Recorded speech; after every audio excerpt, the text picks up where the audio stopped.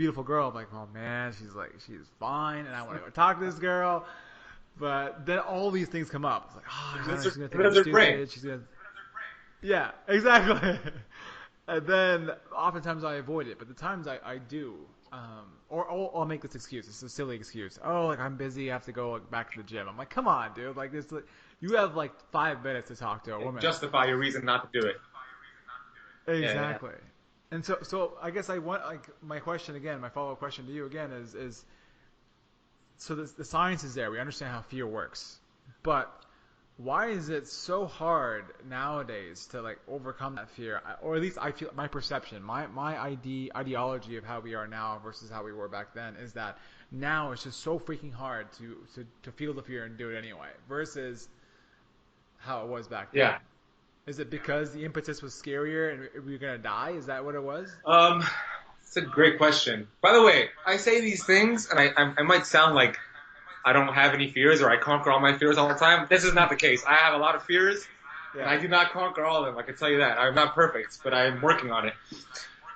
You know, that's an interesting question. I think understanding how the mind works helps you deal with it better. At least it does for me. Understanding that if I do feel that fear and do it anyways, and I create these new pathways, it makes me feel like I don't always have to be fearful of this one thing. So that's one thing to combat it, and I already mentioned that. You know, I don't know if it's because we're in a new day and age where things are abundant to us, and I don't know because the amygdala it can't determine a non-threatening stimuli versus a legitimately threatening stimuli. So the amygdala doesn't know whether you're running from a tiger or talking to a girl. I mean, it's still going to give you that same feeling. So I don't have an answer for you, but all I can say is that just trust in this science that if you keep creating these new pathways, it will not be as difficult. I mean, you could go on to your next fear and conquer that thing. There's always going to be something to fear, of course, but conquer it one at a time, dude. Yeah. Yeah, no, I feel that. That's interesting you said that about the amygdala. Then it makes me think about like, well, is it just our perception, like our individual perception, our subjective perception of what is scary and what is not? Because like to one person it's like, oh, whatever, this is like easy. Comes natural to me. This has been my experience for the past 20 years. Because I've experienced this for so long. And the other person's like, dude, I've never done this before. This is crazy. What are you talking about? And the other guy's looking at the other guy saying, dude, what's your problem? You know? And so I wonder if it's like that, you know, the individual perception, the biochemical like individuality, or the culmination of your biochemical individuality plus your experience, your context, your environment. You know, maybe it's all. You know what I think could play a major factor in your childhood? You know, traumatic experiences. So if you are someone who has been rejected by girls in the past or have been made fun of, you probably are going to have that fear more so than somebody who's had a lot of girlfriends when you were a kid. So I think that has a big factor to do with your childhood experiences. For me, I was always an overweight kid, and I did not have a lot of girlfriends growing up.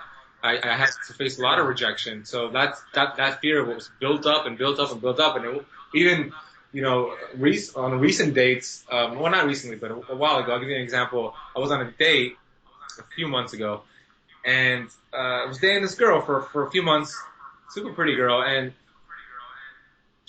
I was very hesitant to kiss her on the end of our dates because I was fearful of rejection. I know that she had been through a lot of creepers in the past, and I didn't want her to think I was a creeper, so I had all these thoughts going through my brain. And then one day, I left her apartment.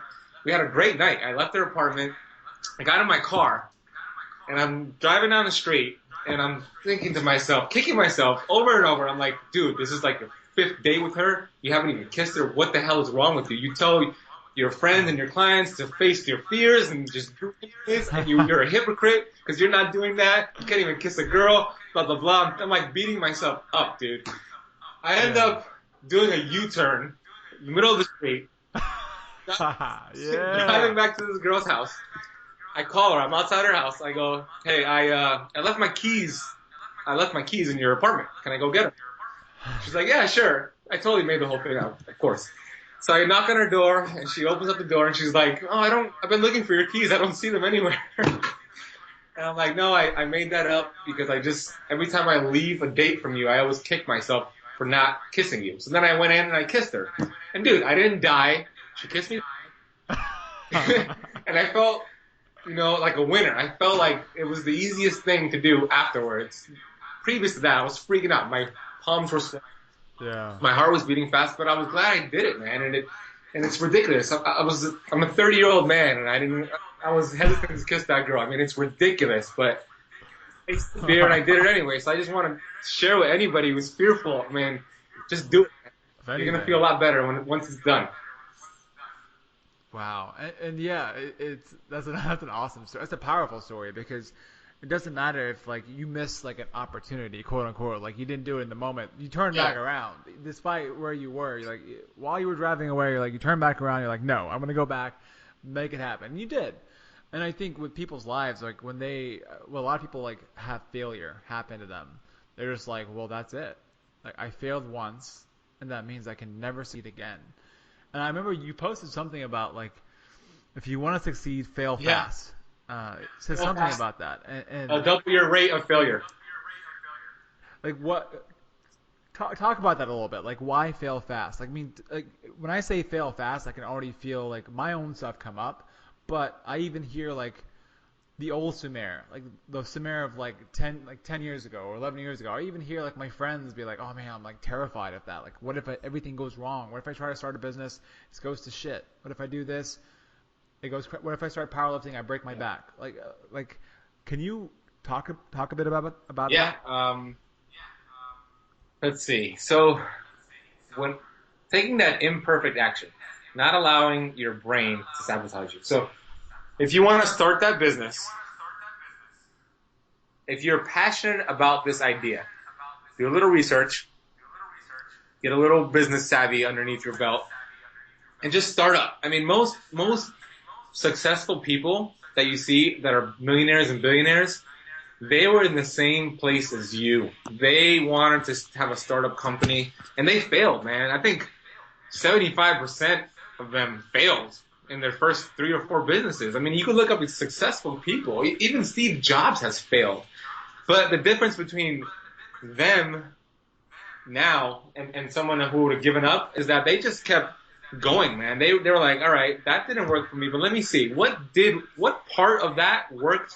Let me take that, use that for something else, and then they went into another business venture. And let's say that failed. Okay, that failed. Let me take whatever worked from that. So you're a little bit stronger now. Now you have 2 golden nuggets or even more from 2 unsuccessful businesses, and you're taking it to a third business and that business is going to be mega successful because you've already learned from your mistakes. You're not going to make those same mistakes again. And I'm not saying that you're going to fail on your first business venture. That could be not the case. You could thrive, dude, but be smart Yeah. and read about successful people and how they did it. And then I'm talking about business.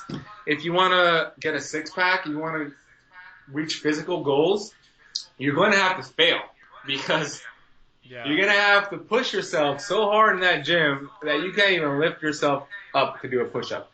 We call it going to failure. When I see a client burn themselves out on push-ups and they're like, "Oh man, I can't believe I can't do anymore. I'm so weak." I'm like, "No, are you kidding me? That is awesome. You're going to failure. You're gonna get so much stronger because of that. This failure is gonna make your Yeah. muscles grow. This is great. Like, you want to go Totally. to failure, not all the time, but you want to go to a failure, and Yeah. that's a great thing. And that goes for a lot of things in life. I mean, fail forward, man. Hmm. So it's like it almost seems like to me that what we're gaining from failing and then failure, quote unquote, whether it's in the gym, whether it's in life, is the capacity to adapt. Like adaptation is something that's key, right? In training we understand that. You push yourself, progressive overload. You get to a certain point, you go past your perceived, expectations for your body. You go past that, then you adapt. And the same thing in life, same thing with a woman, same thing in career, whatever it is you're doing in life.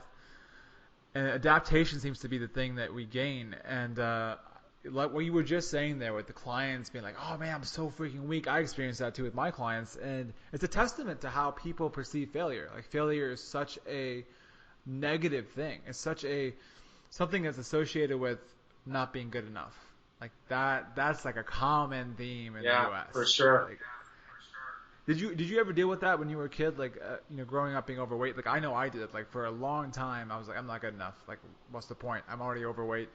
I'm not smart enough. I'm not talented enough. I'm not athletic enough. Like, it just kept going on and on. Yeah, I mean, I'm a completely different person today than who I was even 6 years ago when I was 24 years old. I used to be overweight my entire life. Like you were.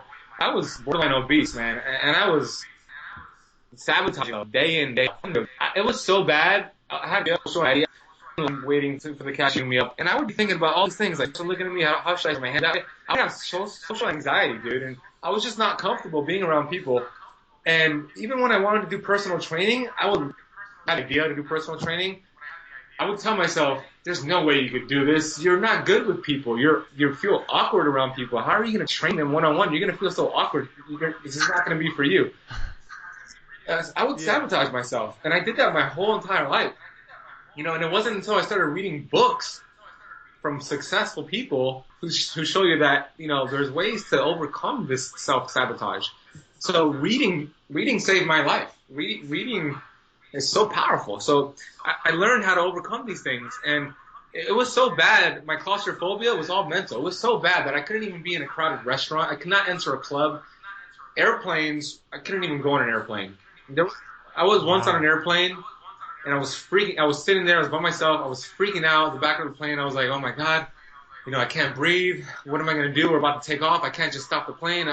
I'm gonna get blah blah blah." And I just took a deep Yeah. breath. I closed my eyes, and I got through that situation. And thank God I don't get these panic attacks anymore. But I got them throughout my whole life, and I worked hard on getting through it. And I think anybody who has these things going on with them, they could overcome it. It's definitely, if I was able to do it, you'll be able to do it. Surround yourself with knowledge, and that's what it Hmm. takes. Read, read, and read. So like the knowledge that you've accumulated over time is essentially like a bunch of mentors that you've accumulated through each author in a Yep. way. People say like surround yourself with the 5 people that you want to spend the most time with, so that you can. When they say that kind of cliche statement, I think it doesn't have to be just people. I think it could be information. It could be authors. It could be podcasts. It could be YouTube videos. It could be this right here, you and I.